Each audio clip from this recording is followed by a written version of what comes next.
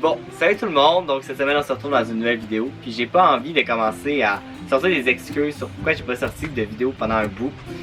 C'est complètement ma faute, puis je prends tout le blâme, inquiétez-vous pas. Mais ce qui me travaille en ce moment, c'est mes admissions pour cette année à l'université. Puis j'ai comme des nouvelles un peu rocambolesques en ce moment, donc c'est pour ça qu'on dirait que ça joue beaucoup sur ma motivation. Pas une excuse, mais je tiens quand même à le souligner parce que c'est vrai.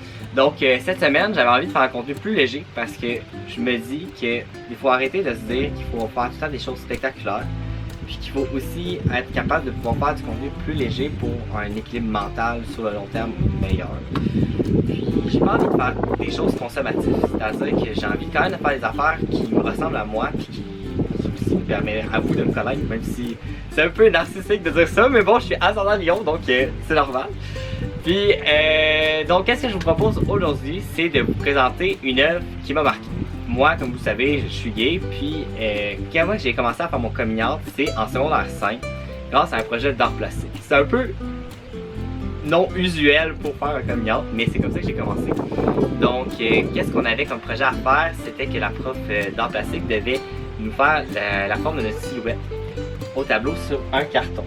Puis par la suite, on devait choisir un sujet qu'on devait parler, puis dessiner par rapport à celui-ci. Moi, le sujet que j'ai décidé de faire, c'est de parler de mon homosexualité. J'ai jamais parlé de mon homosexualité à personne à cette époque, à ce moment-là. J'ai su que j'étais gay en secondaire 1, puis j'ai gardé ce secret-là jusqu'à ce temps que j'ai fini cette œuvre-là.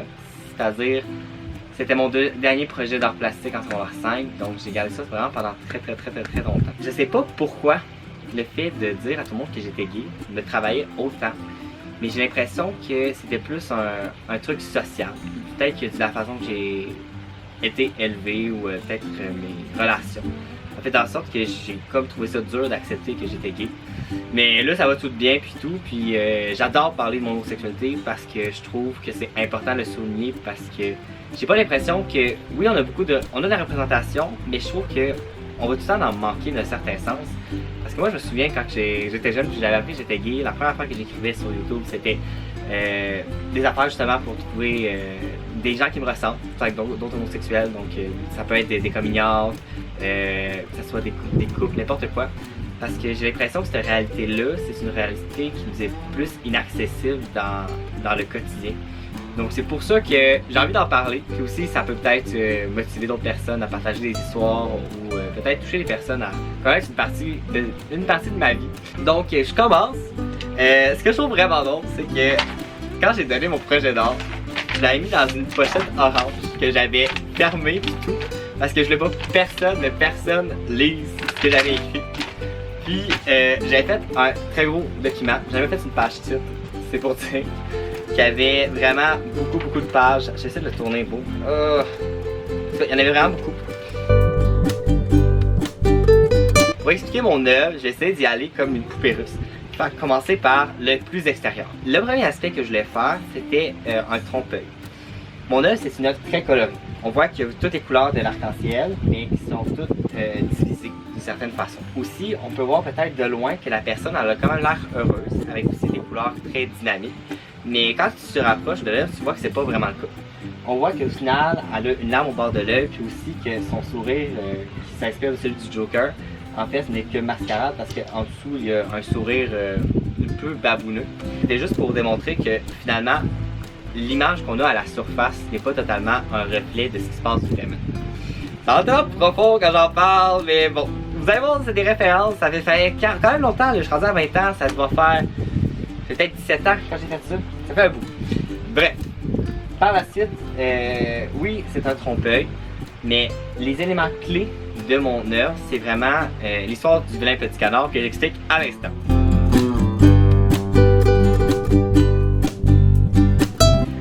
Pour moi, l'histoire du vilain petit canard, c'est une histoire très gay. En fait, c'est un vilain petit canard qui est différent de tous ses frères et sœurs, puis qui se rend compte qu'il se dit qu'il est laid, qui n'a pas sa place et qui se sent finalement seul, isolé. Le vilain canard, à un moment donné, il dit qu'il est perdu puis qu'il ne sait comme plus comment se rendre dans sa vie. Jusqu'à temps qu'il va rencontrer d'autres signes. Puis c'est en rencontrant d'autres signes quand il prend 40 ans que finalement il va se rendre compte à quel point il est beau.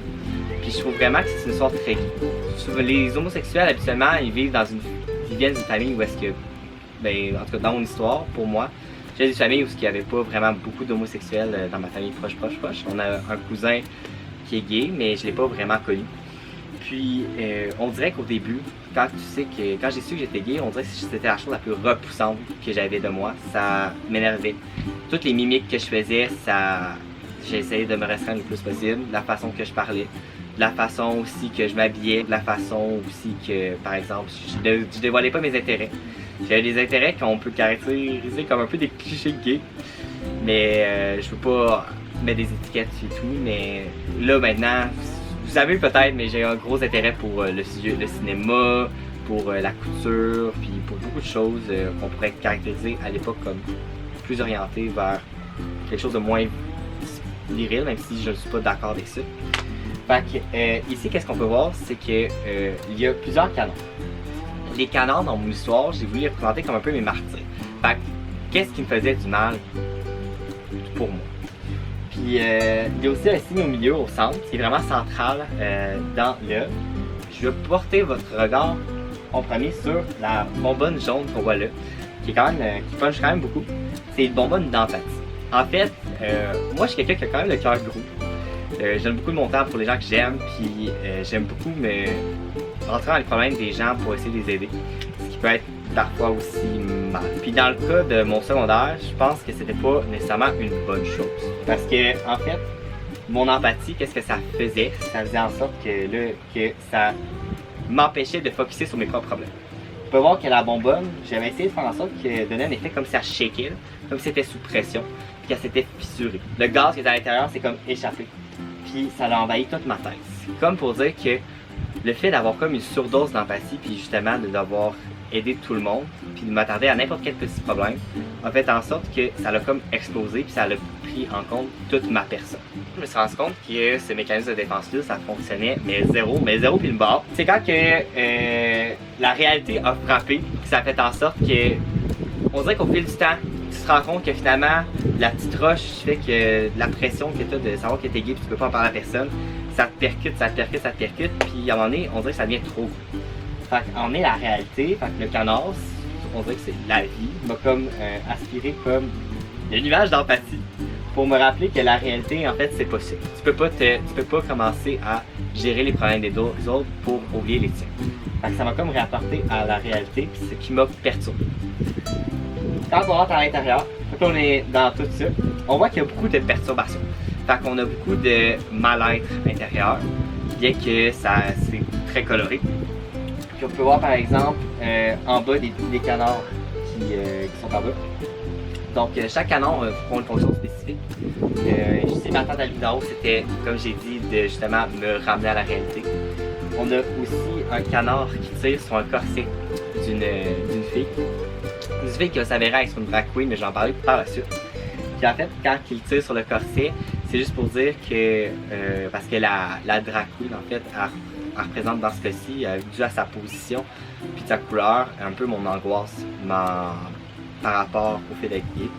Donc, c'est comme si pour dire que justement, les autres, parce que les canards représentaient aussi les autres dans mon œuvre, contribuaient aussi à m'angoisser, me faire pogner dû à des remarques, des regards ou n'importe quelle petite chose. Le deuxième canard, lui, qu'est-ce qu'il fait? C'est juste pour représenter le fait que les autres, le regard des autres, ça m'étouffait dans le passé. Par la suite, on a un canard en bas qui lance des dards. Puis en fait, il lance des dards sur mon cœur. En fait, je suis quelqu'un de super sensible et très vocal par rapport à mes sentiments. Puis c'était pas le cas avant, quand j'ai pas fait mon coming out. Puis c'est quelque chose que je suis vraiment reconnaissant d'avoir acquis. Puis en fait, ces canards-là, ils lancent des dards en forme de bombe atomique sur mon cœur, qui a une cible, qui a un ourson au milieu. C'est très symbolique, mais c'est pas grave. En fait, quand j'étais très jeune, je faisais du théâtre, j'étais quand même quelqu'un qui jouait au Barbie, j'avais des intérêts plus féminins.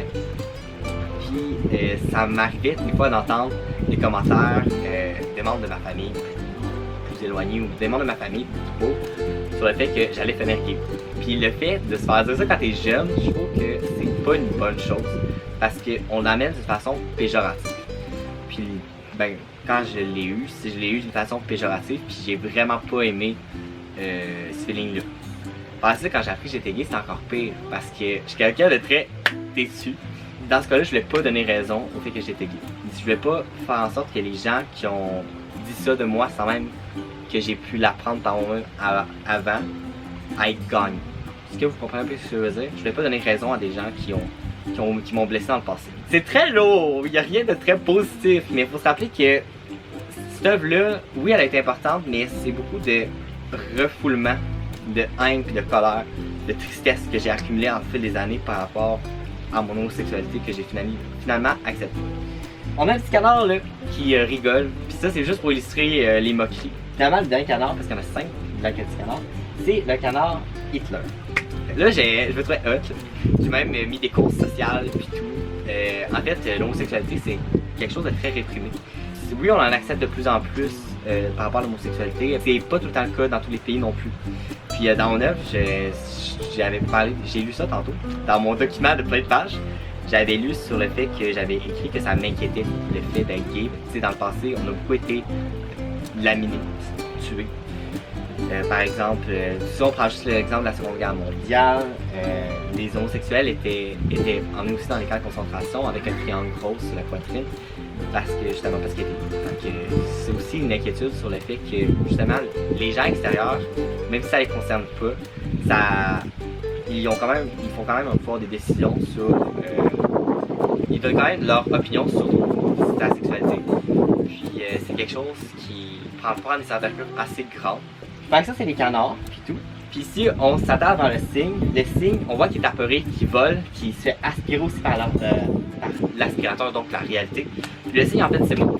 C'est mon homosexualité, c'est le fait, parce que le signe, c'est celui que finalement, c'est l'autre oiseau que finalement est gay, puis finalement, lorsqu'il s'accepte, il est super beau. Donc, c'est le signe. Le signe qui est aussi en train de chanter. Parce qu'il y a une expression anglaise qui veut dire, c'est aussi français, je pense, le chant du cygne. Le chant du cygne, c'est la plus belle et la dernière œuvre qu'un artiste fait avant de mourir. Puis c'était aussi pour illustrer le fait que c'est ma dernière œuvre en tant qu'hétérosexuel. Donc aussi ma plus belle à l'époque, que je trouve d'un point de vue quand même esthétique, mais aussi d'un point de vue plus sentimental. Fait que ça, c'est surtout l'histoire du vrai petit canard. Par la suite, si on parle de ma drag queen. Ma drag queen, j'ai mis beaucoup de références à plein de drag queens de l'époque. Je suis un grand fan de RuPaul Drag Race. C'est super gay, mais c'est pas grave, j'adore ça. Je trouve ça vraiment le fun à regarder. C'était vraiment mon grand échappatoire à l'époque. Écoutez ça, c'était un peu mon Super Bowl à moi. Fait que j'ai dessiné une drag queen, mais j'ai voulu aussi qu'elle prenne un autre sentiment, c'est-à-dire l'angoisse, comme j'ai parlé tantôt. Fait qu'elle est comme toute pognée, puis elle essaie de sortir. Puis c'est un peu pour montrer l'angoisse que j'avais par rapport à mon homosexualité. Aussi, on a parlé du canard qui tirait, mais on parle pas du masque à côté, qui est un masque un peu de théâtre, parce que j'ai fait du théâtre justement aussi dans le passé. Mais surtout, un masque qui représente un peu l'application Grindr. En fait, pour ceux qui savent pas, Grindr est une application pour homosexuels. C'est une application qui permet de pouvoir communiquer avec les homosexuels les plus proches de toi d'un point de vue géographique. Donc ça va être n'importe qui vient de parler, c'est pas comme Tinder que tu swipes. Moi, Grindr, j'ai pas une bonne opinion de cette application-là, parce qu'elle n'est pas me chercher moi personnellement, elle peut chercher d'autres personnes, puis c'est tout à fait correct. Mais le fait d'être gay, ça c'est une autre inquiétude que j'avais. Le fait d'être gay, ça réduit pour moi ton bassin. On dirait que quand j'ai su que j'étais gay, on dirait que ce qui m'effrayait aussi, c'est de pas trouver quelqu'un pour moi. Parce qu'on va se le dire, il y a pas, la population générale, il n'y en a pas tant qui sont gays. Puis surtout, si tu as plus de régions, il y en a beaucoup moins. Donc, si on y va d'un schéma, là, au début, il faut que tu es gay. Ok. Par la suite, il faut que tu trouves quelqu'un que c'est compatible sexuellement. Je ferai pas un dessin, c'est la deuxième étape. Par la suite, il faut que tu trouves quelqu'un qui est compatible sexuellement, mais aussi que tu as des valeurs semblables et des centres d'intérêt semblables. Puis aussi qui est physiquement un attrait physique avec lui. C'est beaucoup de choses à prendre en compte, puis je trouve que ça fait en sorte que c'est difficile pour un homosexuel de trouver quelqu'un qui lui ressemble, avec qui tu pourrais passer ta vie avec. On va essayer de changer les sujets aussi. J'avais envie aussi de parler du cœur, qui est quand même placé à la bonne place. Ça, j'ai remarqué ça récemment. Puis en fait, le cœur, oui, on a parlé de la cible, mais on n'a pas parlé non plus des cadenas, qui va référer aussi au fait des relations. C'est-à-dire, j'ai peur du fait justement, j'ai pas l'impression que mon cœur va s'ouvrir à une autre personne. Puis ça, c'était vraiment une grosse phobie avant.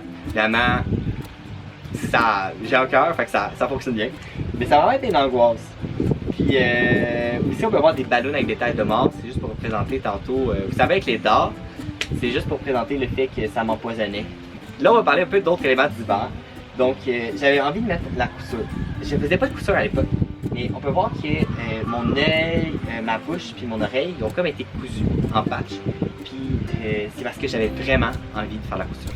La couture, c'est quelque chose c'est un intérêt que j'ai fort et que j'avais vraiment envie d'essayer. Puis il m'était beaucoup reproché de faire ça dans le passé. Fait que c'est pour ça que même en salle du secondaire, j'avais envie d'en faire. Fait que c'est ça. C'est juste pour montrer quelque chose que j'avais été empêché de faire. Sinon, on peut voir la cigogne. La cigogne qui passe par le sujet. Ça, c'est une autre histoire. Avant que j'ai su que j'étais gay, j'étais une personne qui voulait sa famille. Je pense que c'est l'histoire de beaucoup de personnes, mais moi, je voulais ma famille, je voulais mes enfants, puis d'attitude à ça, une vraie vie hétéronormative, bien simple. Fait que ça, c'est le fait de voir un peu la paternité me passer sous l'œil. C'est vraiment quelque chose que j'ai pris très dur. Parce que moi, les enfants, c'est quelque chose avec lequel j'ai beaucoup de facilité. Puis j'en ai toujours voulu. Puis on dirait que j'ai un peu fait mon deuil de ça. Puis je sais que si j'ai l'opportunité d'en avoir, je la saisis. Mais on dirait que c'est comme plus mon objectif de vie en ce moment. Par la suite, un autre conte. Parce que j'ai été élevé sur les contes et les histoires. C'est Jacques le haricot magique. Une expression en anglaise qui veut dire spill the bean. En fait, on peut voir des beans qui n'ont jamais été coloriés par paresse qui tombent. Puis en fait, dire que je suis gay, c'est de dévoiler la vérité. Donc, spill the bean. Puis là, c'est très graphique. Fait que là, les beans, ils tombent. Puis par la suite, il y a l'haricot magique qui monte. Puis l'haricot magique, vous savez, il est gigantesque, fait qu'il monte. Puis juste en haut, on peut voir qu'il y a des œufs avec de l'argent puis la harpe. Fait que les objets que Jack essaie d'acquérir au royaume des ogres. Donc, c'est juste pour dire que, justement, le fait de dire la vérité a fait en sorte que je permets aux gens d'accéder à mes richesses personnelles. C'est-à-dire mieux me connaître. C'est tellement poétique, c'est si beau. Mais c'est ça, à l'époque, je l'ai suscité. Voilà. C'est pas mal ça, mon œuvre. En fait, mon œuvre a comme thème principal mon homosexualité. Un peu mes inquiétudes de l'époque. C'est-à-dire le fait d'avoir de la difficulté à dater, aussi les blessures du passé, le fait que la réalité me ramenait, puis au final, je cachais beaucoup de richesses puis ça m'empêchait d'avancer. Donc, oui, il y a un fil continu dans tout ça, il faut juste le trouver. Puis j'avais vraiment envie de vous partager cette œuvre-là parce que je trouve que c'est une histoire intéressante. Puis c'est aussi pour démontrer que même si on a été blessé dans le passé, même si ça a été plus difficile, ça va toujours mieux aller. Puis maintenant, je suis très fier de dire que je suis gay, puis j'en ai aucun problème avec ça. Fait que j'ai hâte de vous parler de mon histoire d'homosexualité. Je vais en parler à un moment donné. J'essaie le plus prochainement possible, mais j'essaie de faire une vidéo là-dessus. Puis si vous avez d'autres idées de vidéos plus calmes, parce que j'aimerais ça être plus constant, juste me le dire en commentaire. Qu'est-ce qui vous intéresse à entendre, ou n'importe quoi. Donc je vous laisse écrire ça en commentaire, de mettre un j'aime ou de partager si c'est un sujet qui vous intéresse. C'est la première fois que j'essaye de me poser puis de partager plus de moi. Dites-moi si ça vous a plu. Abonnez-vous, n'hésitez pas, commentez, partagez. Donc on se retrouve bientôt dans une nouvelle vidéo. Donc c'est Sam en Samatique et j'espère vous revoir bientôt. Bye bye!